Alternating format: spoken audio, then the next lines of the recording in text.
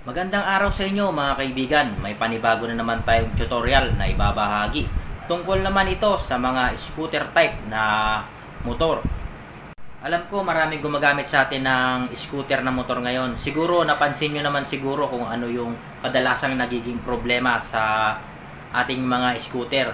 Dito sa kanyang panggilid. May maririnig kayo dito banda sa panggilid yung tawag nila dito. Yan, may maririnig kayong ingay na hindi masyadong maganda dyan sa panggilid na yan. Kumbaga, dragging yung tawag nila, nagda-dragging. Tsaka normal na yan sa ating mga scooter. Kasi hindi natin maiwasan yan. Pero huwag kayong mag-alala mga kaibigan, may solusyon pa naman dyan. Kahit papaano matatanggal pa naman yung dragging na nagmumula dito sa panggilid. Dito sa video ito, ipapakita ko kung saan nagmumula yung mga dragging na naririnig nyo dyan sa panggilid sa ating scooter. Alam nyo ba mga kaibigan, ang pangit sa motor na mayroong dragging. Mapapansin nyo yan sa inyong mga scooter. Mawawala yung hatak nya. Papangit yung arangkada ng inyong mga scooter. Ngayon, bubuksan natin itong panggilid, para makita natin yung nasa loob.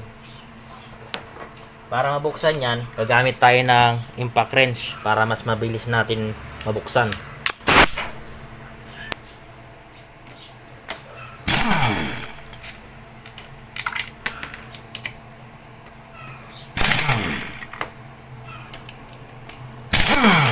Kapag kasi nagda-dragging yung mga scooter natin, nawawala yung hatak niya. Pumapangit yung takbo. Hindi ka makakapag-top speed. Mararamdaman mo yan sa iyong motor. Hindi na siya tulad ng dati. Kaya habang maaga pa lang, dapat alamin mo na kung saan nagmumula yung dragging. Bali, naalis na natin yung cover niya dito.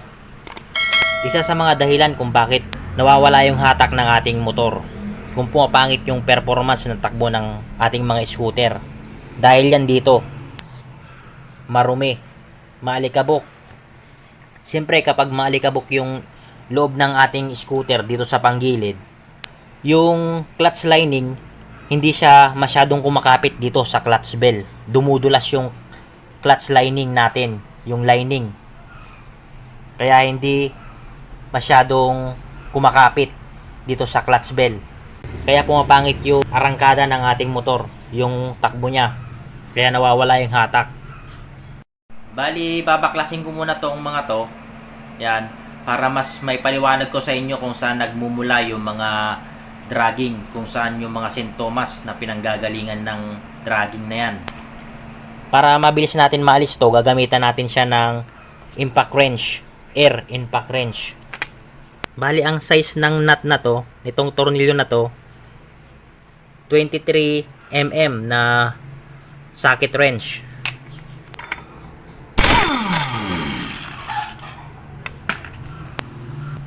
Bali, natanggalan natin tong nut nya.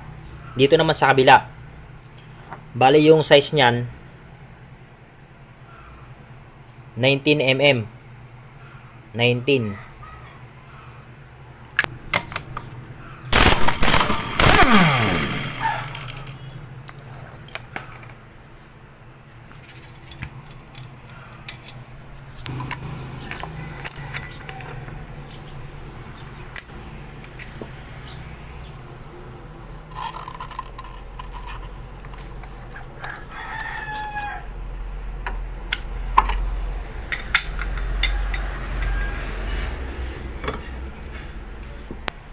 Ito yung clutch bell niya.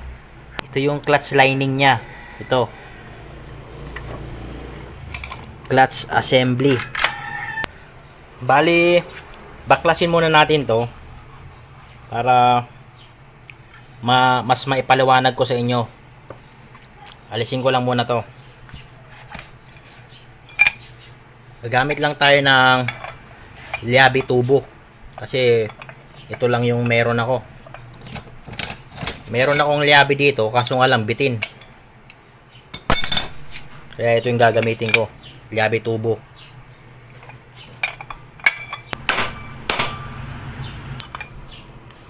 At saka dahan-dahan lang ang pagtatanggal nito kasi may spring siya dito. May posibilidad na tumalsik. Kaya dapat dahan-dahan lang ang pagtanggal. Medyo bigain nyo siya ng ganito habang tinatanggal nyo. Kasi baka tumalsik siya.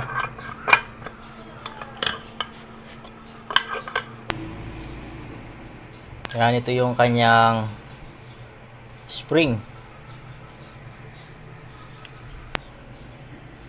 At ito naman yung kanyang torque drive. Ito yung kanyang pulley dito sa harapan. At ito naman yung yung sa clutch dito sa likuran, bandang likuran yan. Yan, bali yung uunahin natin, hahanapin natin kung saan nagmumula yung kanyang dragging. Uunahin natin dito sa harapan, dito sa kanyang pulley.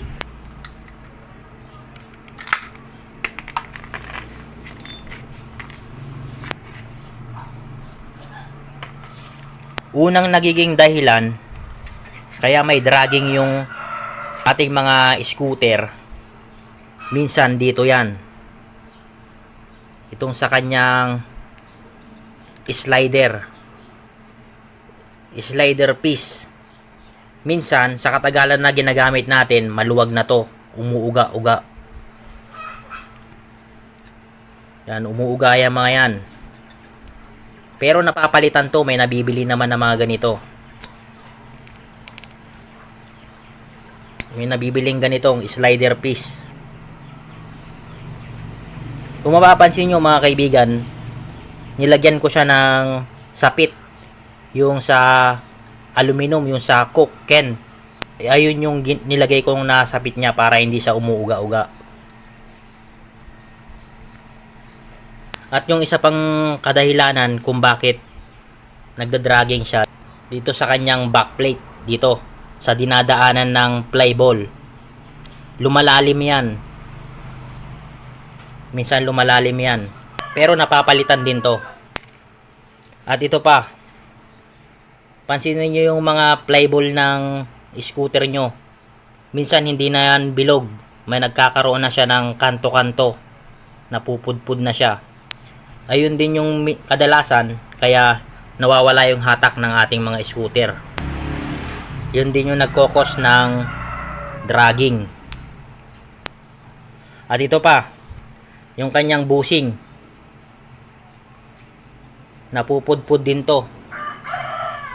Minsan umaalog na yan, pero napapalitan din to, itong bushing na to.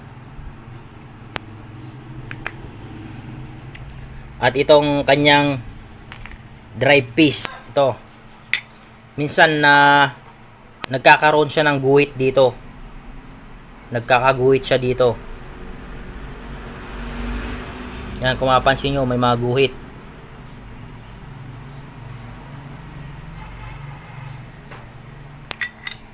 At ito pa, pansinin nyo yung pump belt ng scooter nyo, kung okay pa siya.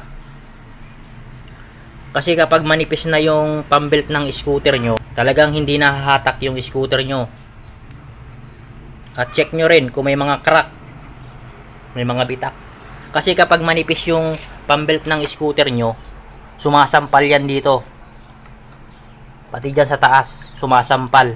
Kaya yung naririnig yung mga ingay, dahil din yan sa pump belt. Pumapalagapag siya dito, sumasampal. Ngayon, dito naman tayo sa kanyang clutch, dito sa likuran. Uunahin natin tong clutch, yung kanyang clutch. Kasi ito yung number 1 na nagkokos ng dragging sa ating mga scooter, yung kanyang clutch. Minsan kasi mga kaibigan, itong lining, minsan napupudpud yan, napupudpud, o di kaya naman sa katagalan ng motor natin na sobrang dumi na, itong lining na lalagyan ng alikabok, dumudulas yan. Kaya dumudulas, hindi siya kumakapit dito sa clutch bell, hindi siya masyadong kumakapit kasi puno na ng alikabok, kaya madulas. Itong clutch lining mga kaibigan, nalilinis naman yan. Pwede siyang liyain para malinisan. Itong itsura ng clutch lining na to, okay pa naman yung lining niya, makapal pa naman. Mapapansin nyo yan sa inyong mga scooter kapag manipis na yung lining ng scooter nyo, talagang kailangan ng palitan itong lining niya. At isa pang kadalasan kung bakit nagkakaroon ng dragging yung ating mga scooter, hindi na siya balance. Itong kanyang clutch, kapag bumuka to, hindi na sila sabay na bumubuka. Minsan, yung isang lining, tumatama na siya dito sa clutch bell. Yung dalawang lining, nahuhuli siya na tumatama. Bali, hindi na sila sabay na tumatama. Bali, hindi na sila balance. Kumbaga, dahil yan sa mga spring niya.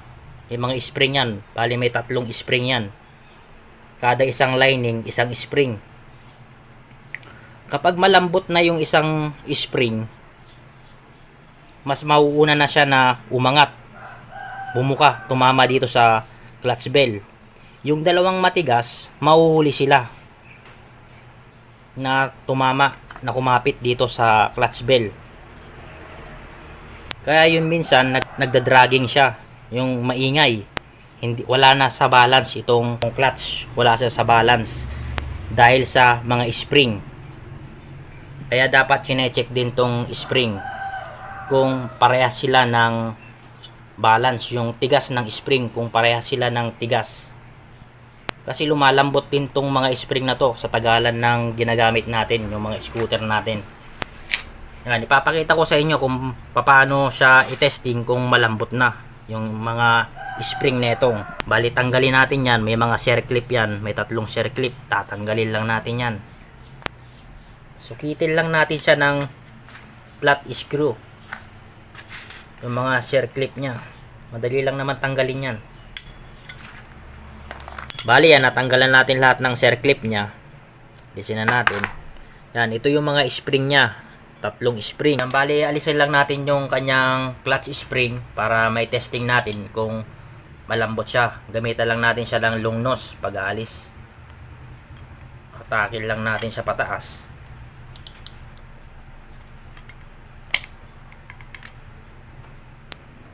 Ito kasi yung minsan yung nagiging dahilan kung bakit nagda-dragging yung motor natin. Ito, para matesting nyo yung kanyang clutch spring, gumamit lang kayo nito. Itong pangbaklas ng circlip. Testing nyo siya ganito. At saka i-press nyo lang. Yan. Medyo okay pa naman, matigas. Okay pa tong clutch spring nya.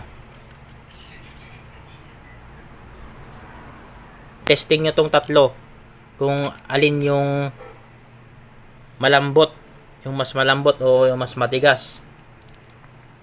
Yan, bali ang lagay na itong clutch spring na to, okay pa naman siya. Parehas pa naman, balance.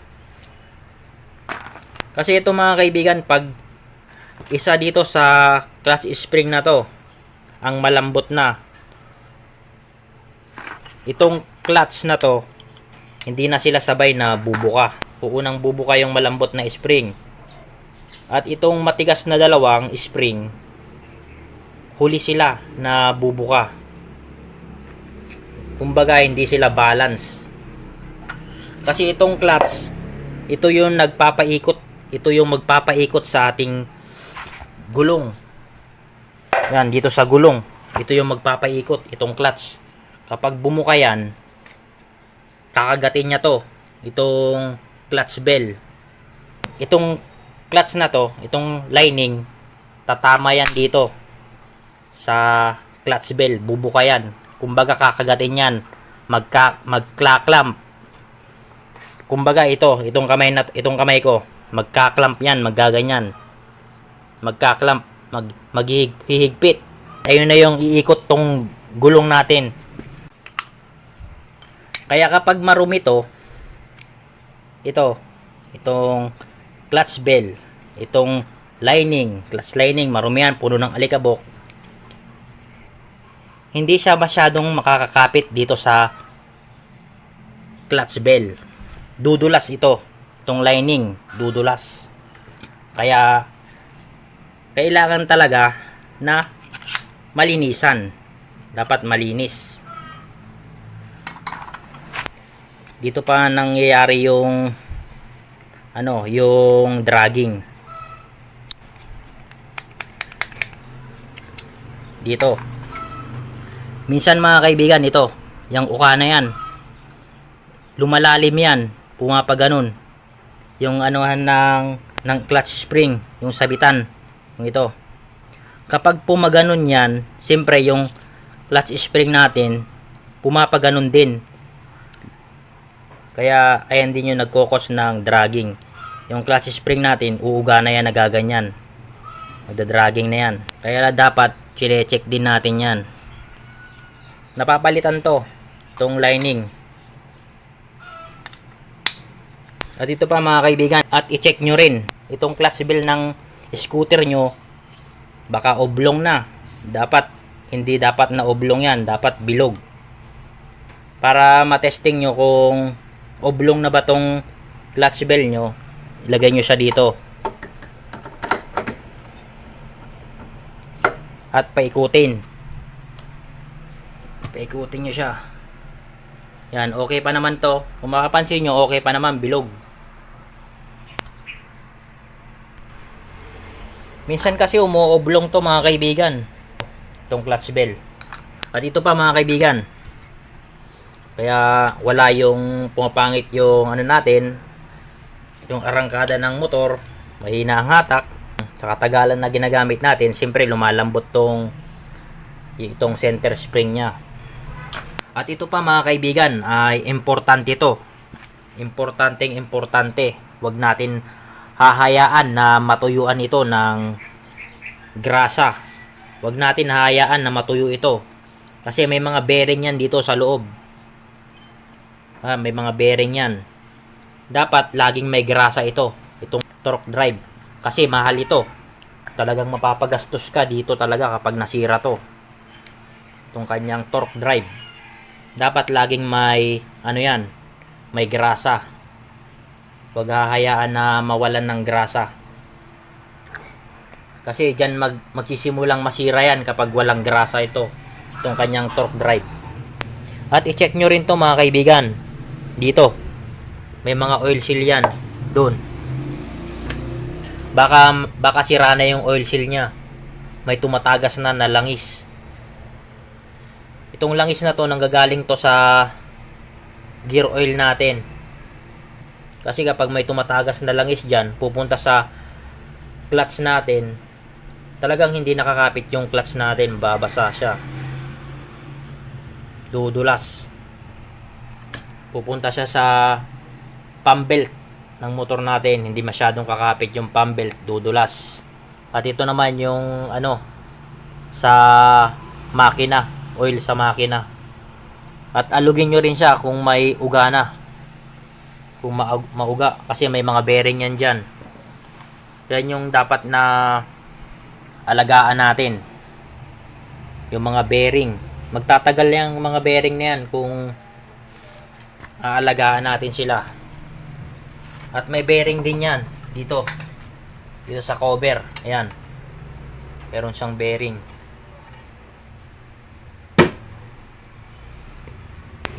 Kaya mga kaibigan, kaya pinakita ko tong lahat na to, kung saan nagmumula yung mga ingay, kung saan nagkukos yung dragging.